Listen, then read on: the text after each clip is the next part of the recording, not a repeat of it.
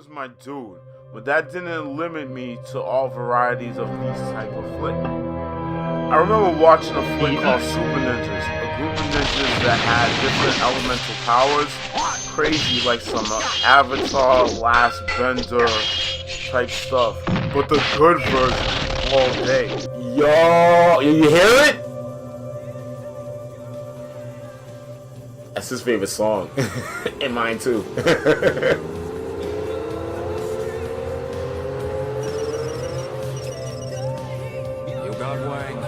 Mr. Wang, it is getting late. I said I'd have it to you by 5:30. It's not even 4. Yeah, chill out. Yup. Yo, you saw that, right? Everyone saw that, right? You saw that. That's not just me. And I didn't do anything special.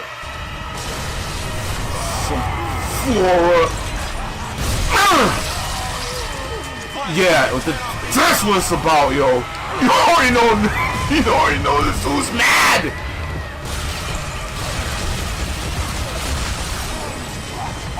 Wow, God.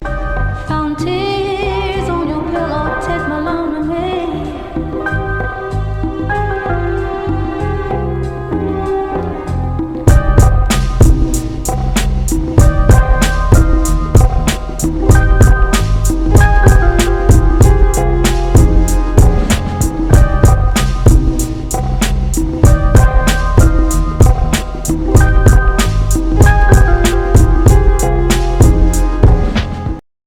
Hey y'all, it's your man Tech Nurse from CappsOffGaming, aka Gene Bonjour. I'm really excited to start off with the first episode of CappsOffGaming, the podcast. Yes, I'm really excited to be able to share this part of me because if you don't really know me as a person and you just kind of just looked at me just walking on the street, that's you wouldn't have any idea how big of a gamer I was. Even after I start talking too as well. Maybe I start talking about my job, I'm a teacher and everything, but not really knowing about like the big influence that gaming had in my life, and it still does. I'm really excited to start this podcast because right now it's pretty much like the year of the gamer right now, like the year of the gamer. There's so many commercials like that you see on YouTube, regular TV. You have MLG, the gaming, pro gaming circuit. Like you can watch on TNT on Saturday night. Sometimes you see like Overwatch tournaments and stuff like that. You got celebrities backing up big games. People hate on it, but I'm gonna say it. Cyberpunk 2077. Keanu Reeves, he did back that up, even though it's questionable, but we'll get into that another time.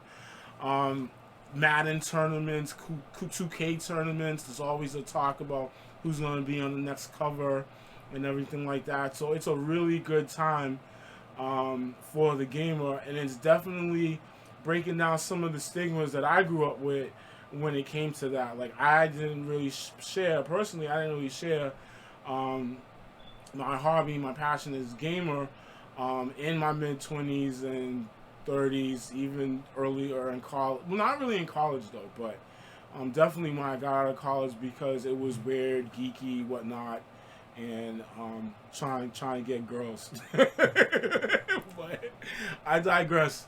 I'm just really excited to be able to be in this position because, you know, there's a lot more facets to this gaming stuff, and including myself too as well, and that's why I'm going to start this episode basically asking the big question, or what people ask me, why gaming? So growing up as a kid, I grew up in Mattapan, Massachusetts. Basically it's like a neighborhood in Boston, or you know, like a borough if you want to say that. And I was born in a West Indian household. My mom was Jamaican and my dad was Haitian. I was basically like a latchkey kid. Like, I would go to school, come home, I would babysit my little sister, until my mom would get home, and eventually my dad would get home too. I could barely like leave the driveway. Barely leave the driveway. Ride my bicycle to the end of the driveway and then ride it all the way back, and that was it. So when I got my real first gaming system, now no disrespect, Pops, okay, the TRS-80 was great. But you and I know I wasn't going to be a computer engineer. You just wanted to see that I had, you wanted to buy something that you could say was educational so that no one would clown you at the barbershop. But I finally saved up myself. I finally saved up for a Nintendo. I see my boy Jay. He lived in Mattapan too, but like another side of Mattapan. And I got his Nintendo, his original Nintendo. The gray box, because he upgraded to Genesis. Lucky, like so lucky. And I had Nintendo games and everything like that. So that was a big help for me because I couldn't really go anywhere. And then my little sister is, a typical little girl playing with Barbie dolls, so on and so forth. And I couldn't really like get into that. Well, I wasn't gonna get into that because that wasn't my thing. So playing games on the Nintendo, like not Super Nintendo, Super Mario Brothers, or even one of my favorites was Super Mario Brothers 2. Even though Super Mario Bros. 3 was better, I really like Super Mario Brothers 2. Going to different areas and exploring new worlds, desert world, ice world, stuff like that, and it really helped me to like leave the confines of my home, but not really leave and everything like that. And especially when being in a game, like I got a really good sense of accomplishment and everything. Since I didn't really have a lot of TV time either, so when I had time to get on the sticks, I had to like make like progress. So I definitely wasn't a rager as a kid. I would get frustrated, but I didn't throw in my controller because I bought it. So, only person I could be mad at is myself, and I would just calmly place it down and then be done with it and everything. But, yeah, like, early gaming was a big escape from being just locked into the house and not really able to get out, Eventually, as I hit high school, I'll get a little bit more opportunity to be able to socialize a little bit more. But a lot of the times it would have to be forced, and I had to really like sneak around to do that. And one of the things that I could always count on when it came to feeling great and then feeling like a sense of accomplishment, besides other extracurricular activities, was gaming. Yeah, and then high school was a time where I was able to have a little bit more freedom getting out because I did a lot of competitive sports. Fall, I was football, but winter and spring, I was track, indoor track in the winter, outdoor track in the spring. And that gave me more opportunities to be more out of the house because I would be at practice longer at school, or maybe be at an away meet or something like that, or even skipping practice, right, to go do other things, okay? And it's not always what you think, okay? Most of the times when I did skip was when I went to go to the arcade downtown. There used to be an arcade downtown. It's called Rainbows, and you would go there to be in the spirit of competition, where I meet my opponent and put my quarter down. All right, like I put my thing down,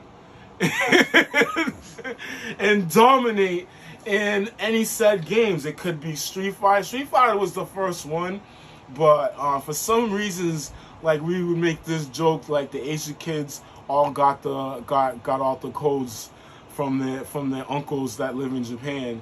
That's why they're so nicer than us and everything like that. But that's not even the case, though. There was like a glitch with the combo system. That's why we have the combo system now, and they exploited it, and we weren't privy to it. So that's it. But like Street Fighter, playing Marvel versus Capcom, or Street Fighter versus Marvel, and that's when the brothers really got ill at it. And I remember sometimes skipping school and going to play that, putting my quarter down, and then somebody I don't even know, all right, like, and if you ever saw this dude looks straight gangster, like gangster. You could used to smoke cigarettes in there, so you always have the little stogie in his mouth. But anytime he saw me, he's like, "Yo, you playing?" He's like, "Yeah," and I was like, "All right, I get the first quarter, you get the second quarter," because we would just tag team and just destroy cats. So not only competition, but actually having friends that share that commonality. And we're probably from two different walks of life, but we're meeting at this one place, and we have this commonality and this bond that I can still talk about to this day, which is just so dope, dog. Street Fighter, and there was other ones, King of the Fighter and stuff like that. But big thing was competition. I do gotta tell a story though where I got in trouble.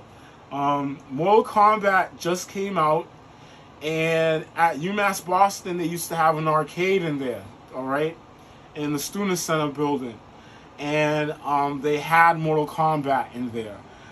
There was so many times I skipped football practice to go play that game because wow, like, man, like, y'all, wow, like, it was, like, even to this day, if I look at the old arcade game, it still amazes me that this thing is still out. But that was a big thing going into high school, and I knew that, like, this was significant because just off of the camaraderie at the arcade and everything, I knew this is something that I knew more people knew. And then luckily, you know, at the end of my 4 years of high school, you know, I had the opportunity, I took advantage of it. I had the opportunity to go to college at UMass Amherst. Yup, UMass. Zoomass. Alright? I went to UMass Amherst, fall of 1996. And it was wild. Yo, it was really, it was wild. I went to school on partial scholarship for track.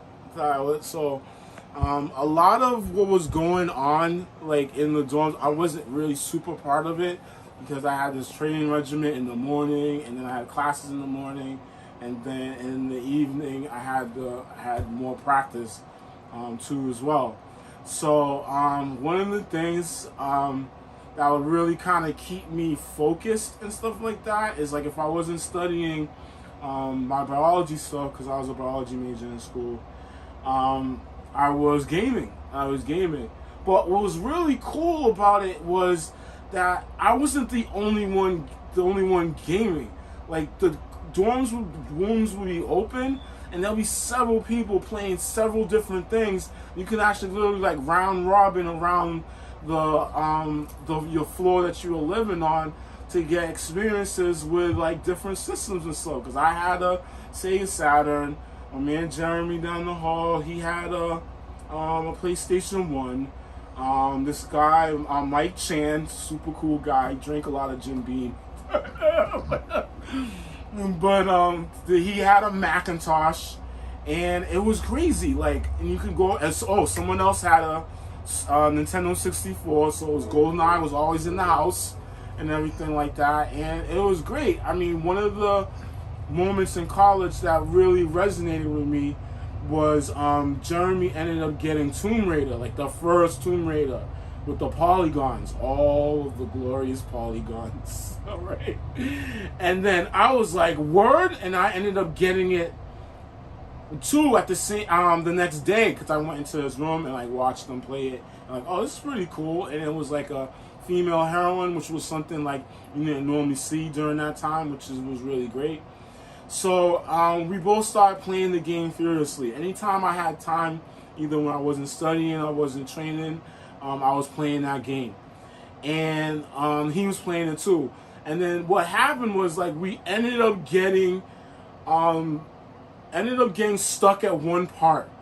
I forget the part. I think it was like in the Egyptian level, and graphics back then, like the polygons were really sharp, and then everything kind of washed over, so you could miss something very easy, very easy. So I'm coming back home one day from track practice, and his room door is open. I gotta pass by his room to go to my room. And then I end up seeing him playing it, and I'm looking, and I'm asking, yo, Jeremy, what's up? Nah, man, I'm just stuck at this part. This is ridiculous.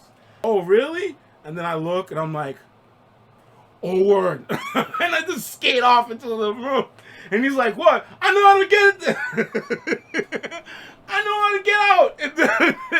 And he's chasing behind me, and I slam the door behind me.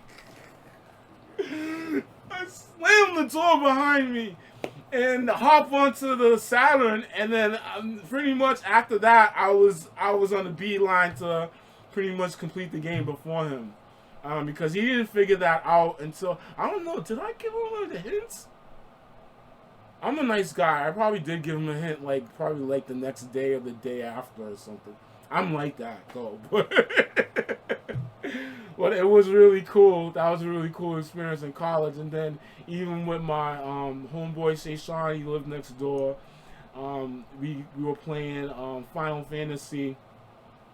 We were playing Final Fantasy 7, and it was like a ritual. Like, I'd get back from practice, or I'd get back from studying in the library. Hey, Gene, put that Final Fantasy. Yeah, I think you're gonna do that. Once you got practice in the morning, I'll survive, don't worry. And it was dope. So yeah, college was a really cool time, and a lot of that gaming really helped, not only just like, again, with being friends with more people, even being more social, because like I said, I was a latchkey child. So my parents didn't like me interacting with people and everything. I mean, little did they know that was going to hurt me later on in life. But because I, got into gaming and actually found other people that had the same interests and stuff like that, I could even socialize with them and maybe not even talk about gaming and everything. But it was just like an inlet, like an in, or like a topic that could be branched off into a lot more stuff. Because in the games we played too, it wasn't just like Super Mario Bros. Like, a lot of these games had stories in it and everything, and we kind of would discuss the story that was happening and stuff like that. So that was cool.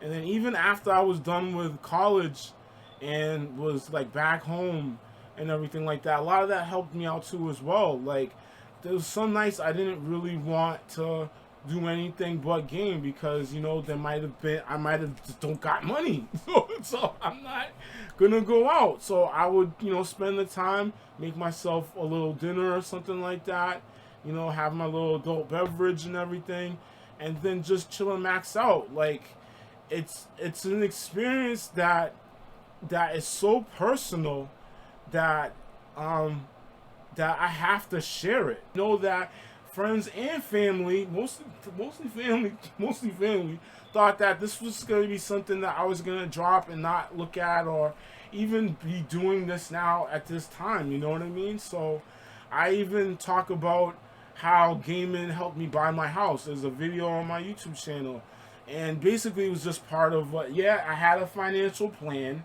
Yes, I did, but that was part of the plan, and it was an effective part of the plan that helped me, be able to buy the house that I'm sitting here recording in to this day and everything like that. So, I think, it's been a long journey. It's not done yet though, but I can definitely honestly say that gaming had a lot to do, and a lot of good influences, and just a lot of overall experience of building the man that I am here today.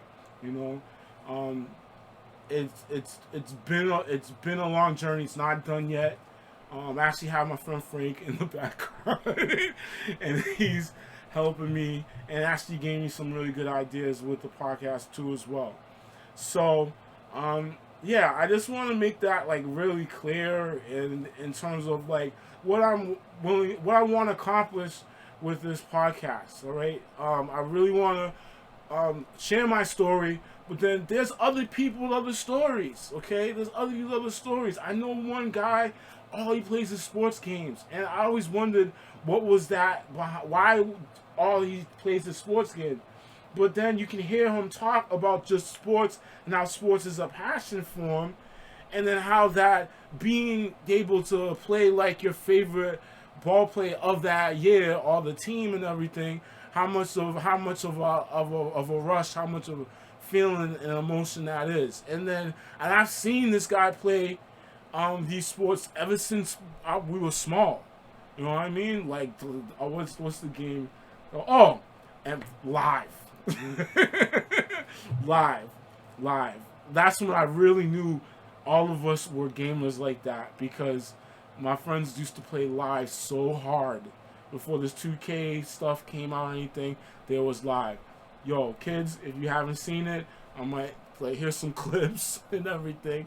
But yeah, so I'm really happy that I was able to kind of tell my story a little bit here. This is definitely not the first, not the last, because some topics I was thinking about is I'm thinking about like music and games, because I listen to a lot of different music than people would suspect me to listen to. I listen to heavy metal, I listen to rock, I listen to EDM, like, and a lot of that is influenced from like the games that I played, and the games that I'm playing. And I was like, oh, that's a kind of a catchy beat. And then you have Shazam, and you can just hold it up to the speaker, and then you can get the song. All of a sudden, you're jamming with it and everything like that. So I think that's pretty cool. Different gamers, because there's me who's like, what you might say is pretty hardcore, but I'm not like MLG status, like practicing like 10 hours a day.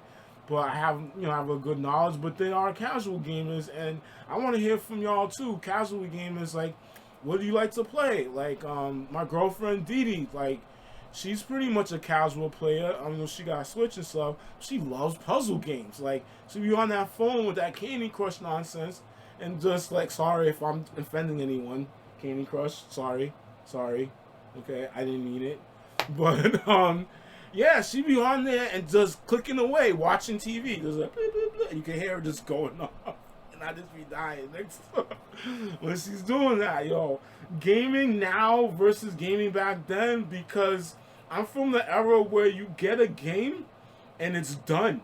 There's no patch, no nothing. Hence why I was a little bit easy with Cyberpunk 2077. I just started playing that, and it's actually, the patches helped it out a little bit. So, okay, but back when we were growing up, no, the game you got was that's it, and you had to deal with the flaws and all. So the difference between the two, and maybe like, why does the industry put out a game that's halfway done? It's because we're being annoying, or if they just want to get the more. I don't know. I think that's a pretty cool subject to talk about too. Gaming used as educational tool. I told you, I'm a biology teacher, and I've been teaching for almost close to 20 years, and I've seen games that I've used in class, in biology, in other science classes that I've taught, online games that really explain a lot of complicated topics. I know that in history, back in the day, they used to use the game Civilization, where you would build like your Roman Empire, and you would work from BC, Stone Age, all the way up to the Space Age. Man, I love that game too. I was the Egyptian because black people, and so yeah, stuff like that. And then also just gamers now versus gamers back then. Like, I think this is a really important topic. There'll be much more, but I think it's a really important topic because back then, as we were growing up, like, a real hardcore gamer was the guy that was in the basement and just like a cellar dweller. Like a cellar dweller. Didn't get any sun, was just out there, very socially awkward and everything like that. Even though I was at a point but I gotten better. Okay, but and now gamers are almost like celebrities, like that guy Ninja with the blue hair for Fortnite, right? Fortnite, yeah. Fortnite, yo, like he's like a mega star. He has his own character in the game. I think that he has like an energy drink that out there, stuff like that. So, yeah. So, and there's a bunch more of the topics, probably the stuff that you can bring up yourself in the comments too. Besides that, I'm really glad to really start this off on a positive note. I want to thank my friend Frank St. Serin. He's in the background. And he was helping me with the taping, and he did some B-roll stuff. That's what his suggestion, the B-roll and everything. But besides that, I just want to say that whatever is your passion, and you see me, my passion is, but whatever is your passion, don't let anyone deter you from it. Do what you feel that will bring joy to everybody else. I was just talking about that this morning. Do whatever you feel that is a joy that can bring to everyone else. And then you'll be successful in your own right. Okay? You can't expect a success that someone else has because it's their own success. Like, you'll be successful in your own right. And that's advice that I'm telling myself as I'm starting this up. Besides that, it's your man Technist, aka Gene Benjor Jr. From CappsOffGaming. This is CappsOffGaming, the podcast. Besides that, I will see you soon. Peace.